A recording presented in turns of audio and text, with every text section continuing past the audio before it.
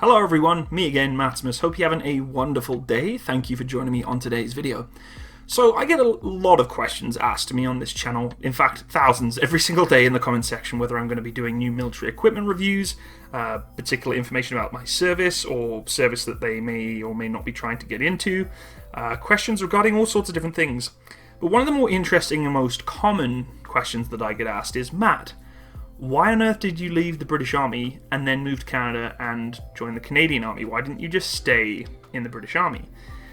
And, you know, there's this little bit of a story to that, and there's some more sort of in-depth reasons, but the moral of the story is that I wanted change. I wanted to do something completely different. So let's take a few steps back first. When I was young, I was very heavily involved with going to museums at a very young age. I went with my father to all sorts of museums, and I had an absolute blast. If it wasn't for my father, I can probably assure you, along with my mother putting me into the Army Cadets, I would have had a really hard time actually transferring and transitioning a mindset to go into the British Army. So the museums kind of kick-started it off, and the passion started from there. And I was hooked on a 22-year career. Basically, that is the longest term you can do apart from doing VEng. It may change now. I don't know the true contracts that the British Army do now. But I was hooked to do a full 22 years, the full shebang. Like, I was not getting out. I'm going to be a career soldier, as they call them. Stay the full term and just go for it. Be a career soldier, do as much as I could. I was even going to go for my commission, do like standard NCO, non-commissioned officer route, eventually commission and go from there. And I was pretty much on track for doing that for almost 6-7 years. And I was in the British Army for several years, and at the end, towards the end of my career, I started to realize that there's other opportunities that would challenge me more, that would provide me with a long-term solution. And when I mean long-term solution, I mean what's going to happen when that 22 years finishes. You can't be a soldier until you're 80 years old or 70. You could, but there's a lot of technicalities to that. And I started having panic attacks. I started thinking to myself, okay, great, you want to be this career soldier, you're going to do good. I knew I was going to be good. I'm not going to try and blow smoke out my butt here, but I knew the core passion and structure of me as a person was to be in the military. And you can see that day to day in the videos that I produce. But I worried when I thought to myself, okay, so you're really good as a soldier, and a mechanic, a tank mechanic, what happens when you get out?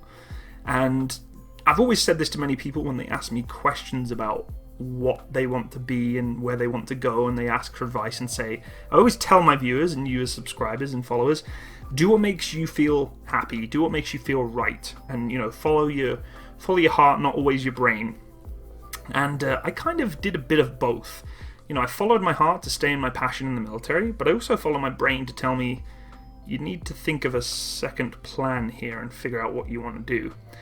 And towards my 7th year in the British Army, I started thinking, okay, I have some opportunities opening up here. In Canada, being where I am now, which I absolutely love, and now citizen, and serving in the Canadian Artillery, very proud of doing so, it was a door that opened. And when doors open, sometimes you don't have time to consider or contemplate whether you should walk through it. And I had an opportunity, the gates opened. Now the opportunity was to move here with my family and then settle down, and begin a new life, a new world. Now, I've done a video in the past as to why I moved to Canada, and that's pretty much part and parcel of my military career, but specifically as to why I left the British Army, it came down to, like I said, the opportunity opening, but also changes. There was a lot of changes going on at the time. My generation of soldier back, in the early 2000s, 2003 or 2004, I think I joined, 2003, Iraq and Afghanistan were extremely prominent. They were full operational tours, and there's still operational tours obviously today, but we're in a combat environment pretty much every single tour that people went on. As a tank mechanic, operational tours in Iraq and Afghanistan were very prominent because we had a lot of tracked vehicles out there, whether it be the Vikings or the Warriors or CVRTs. Everything tracked was pretty heavy right there, Afghanistan and Iraq. And for me, I promised myself that if I was going to join the British Army, I was going to do an operational tour, no matter what. I was going to stick to the long haul and do an operational tour. And that was kind of my end goal, my focus. I will do what I've been trained to do. I'm not just going to be a training soldier. And I couldn't bear being a training soldier. because when you're constantly in training, yeah, it's good, but you need that release. You need that get up and go to say, look, I want to put what I've been taught to practice and do what I wanted to do. So, I did my tour of operation in Afghanistan, 7 months. Great tour, had a great time, tough time, challenging time, eye-opening time for sure. And I came back and perspectives just started to change. I started to sort of see things a little differently. Big time when it came to being part of a team and a structured team. I was very protective of people who had been on operational tour with me, and I was very defensive to those who hadn't been. And that, looking back at it now, was a really, really bad thing to do. But that was just the way that many of us kind of dealt with and coped with change. And dealing with change is not always the greatest thing, right? We don't like change, humans, most of the time. We like to stay in our comfort zone. It's something I always, still to this day, am working very hard to try and do. Change is not something that we always enjoy. But when I came back, things just changed. And I started seeing things differently. And whether it be, moving to Canada because of that, or moving to Canada for other things, it's not really relevant. But the biggest part of it is seeing the change in everyone else too. And I started seeing people thinking the same thing as me, and it started to make me nervous, because I'm seeing people who I also thought were like full-time career soldiers, and all of a sudden they're like, I want to get out, I'm done, I can't do this, like I've seen the world in a different light, I want to go do other things, I don't want to go on another operational tour, I don't want to be this career soldier that I thought I was going to be. And these are some of the greatest soldiers I've ever met, whether they're a mechanic, infantry, armoured, engineer, medics, I've met them all, and I've met them all talking the same kind of talk at that time. And not everyone, but a large portion of those who I believed and trusted would stay the full term were totally going the opposite direction. One of the big parts of it for me that also concerned me was that the British Army was closing down a lot of bases. In Germany, there's barely anything there anymore. Germany closed down. I actually left prior to this happening, but I knew it was coming. I heard, a lot of rumors going around. Yeah, we're starting to get ready to close down Germany. And for me, when I joined the British Army, that was a huge part. I was like, yeah, I want to travel. I had no interest in staying in the UK. I was like, I'm done here. Like, I did my training for Phase 1 and Phase 2 at Harrogate and Borden, and then Leckensfield. I did my driver's training, got all my licenses. And I was like, I do not want to stay in one of these camps. I want to travel. I want to go do things. And Germany was the funnest time of my life. So much fun. So much armor out there too, right? We had a lot of tanks, the tank ranges in Fallenbostel and Senelager and all those big bases. Anyway, so when Germany started coming onto the books as closing down, I was like, okay, well, I really don't want to get posted back to the UK. And I was getting to a point in my career where they said to me, okay, you've got a couple of choices here. You can stay at the rank you're at, or we'll promote you and you go on a 1.5 year long course called an Artisan course. What that is a course that you can be selected for. You have to go through selection to promote you to the rank of Staff Sergeant. So from a Lance Corporal or Corporal to Staff Sergeant, which is a 2-rank jump. So you go from Lance Corporal, Corporal Sergeant to Staff Sergeant, or you can go from Corporal Sergeant to Staff Sergeant. So it's a really huge jump and a very challenging course. Now it's a technical course, but it's also a leadership and aptitude course. 1.5 years long, you get a degree after, and it's pretty tough, and selection is pretty tough, and you've got to use a lot of your brain power. And it was never where I thought myself wanting to go. A lot of people in the British Army were telling me, hey Matt, like you've got to go for Artisan. You're going to love it, you're going to get a super promotion, I know you're going to pass, you're going to excel, you're going to do great. I was like, yeah, okay, but I'm going to get put behind a desk.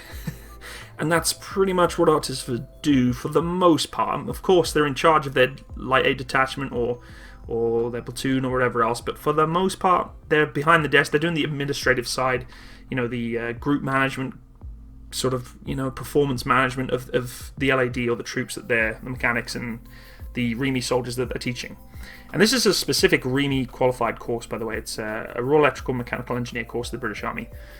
And I said, no, I don't want to do that. Like, yeah, I could probably do it. That's not what I want to be. I don't want to leave all my group of friends or my peer group behind to move on just so I could get a rank and to me, a position of authority and position of management that I didn't really feel I was quite ready for. Just because I did a course doesn't really, to me, deem that I'm qualified to just be an artisan. So I really wasn't quite there. So the next option was, okay, well, you can stay where you are and go the Artisan Route. And the Artisan Route is basically I just keep doing standard trade courses, normal trade courses to get qualified as a sergeant. So I go for my sergeant's course and just go through that route. But I would be locked pretty hard at sergeant for quite some time. Now, eventually, you could be put up to staff sergeant, sergeant major, RSM, etc. That was a tough route to go, and a lot of the crustier, older sergeants tend to be those who have gone the artisan route. A lot of the people in the REME that say, oh, if you're an artisan, you have a backbone. If you go artificer, you don't. That's because a lot of people believe that artificers have kind of cut corners and kind of, snakes and ladders jumped up when really they haven't quite got the experience or the leadership or the technical skills to get where they should be. And again, I was at the point of saying, well, I don't want to be an artisan either because I don't want to be locked into just being a sergeant for a long time. I really wasn't into that too. Then I got offered the opportunity to commission, and it had always been on my back burner. I've been like, yeah, maybe I could look into being an officer. Is that something that I want to do? And I'd been told so many times by my leadership staff, like, I'd like you to commission. You should commission. You're going to do great. Have you ever thought about commissioning? And I was like, you know what? Like, yeah, it'd be cool, but I would miss being an NCO, and I was expecting to do that later on in my career. If I was going to be an RSM or a CSM, maybe potentially go for a commission then. And that, again, just wasn't on my books. Then they threw me another option. They said, okay, well, if you don't want to be any of those things, maybe you can retrade. At the time, I was considering leaving the British Army. I was wanting to be a police officer here in Canada or just in the UK or wherever it wants to be. Don't judge me, folks, but to me, the police officing world, or police and law enforcement world, was very appealing to me. And they said, well, why don't you become an MP then? We could retrade you to an MP. I'm like, okay, maybe that's an option. And they said, yep, so it's going to take you 2.5 years to retrade. I'm like, what?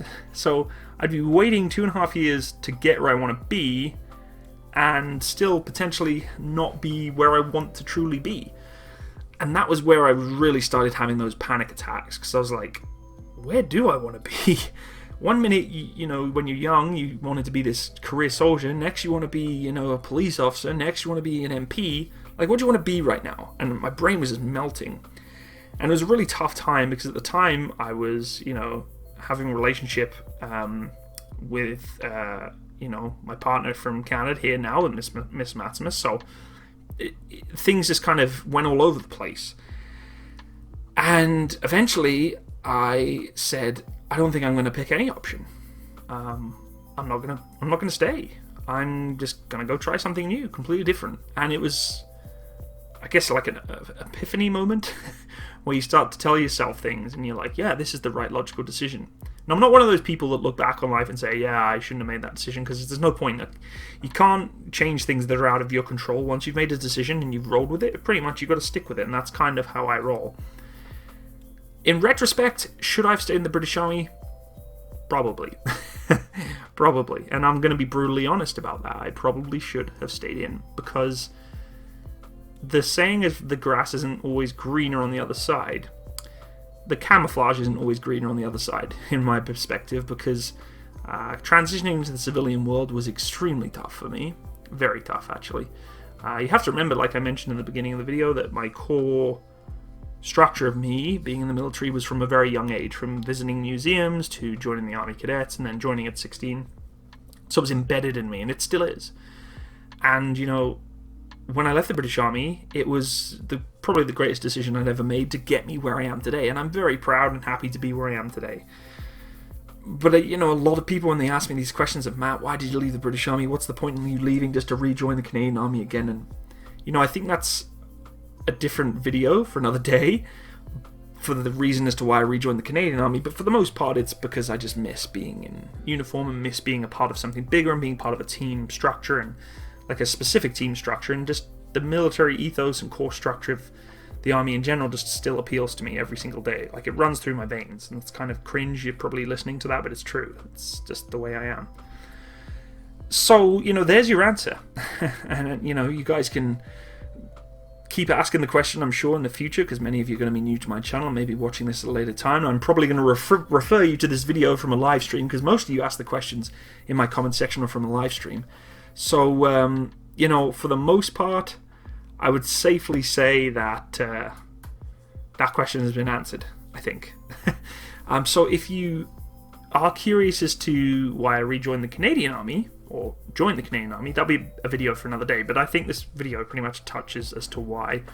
But there you go, folks. That's the reason why I left the British Army, is because new opportunities, didn't want to go into a different trade, was enjoying the trade I was at, but really didn't want to really proceed with the routes they wanted me to go, didn't want to commission, and was having epiphanies of the future of being like, okay, what happens after 22 years? What do you do? And here I am, and I'm happy for the most part. Doing what I do and being where I am, and you know, Canada has provided me with so much, and I'm happy where my life is going. And yeah, so if you do have any more questions about the British Army and my service and where I left and why I left, etc., etc., put them in the comment section below. I'll be more than happy to answer them for you. If you want to just come have a discussion and you're having your own considerations about leaving the military or the army, or you're joining or wherever else, please go check out my Discord channel. It's in the description box below of this video. For those of you who have been supporting me on Patreon, I cannot thank you enough. It really does mean a lot. And for those of you who have been supporting me in super chats and all that sort of stuff in terms of donations, it means so much. It's really supporting me in providing more content for you guys. I also am going to be doing an unboxing video in the near future here, so you guys can actually see some stuff that you've been sending me in the fan mail box, which is again also the address in the link description box below. But for the most part, that is pretty much it for today, and I appreciate you all stopping by. Have a wonderful day. All the best. Bye bye.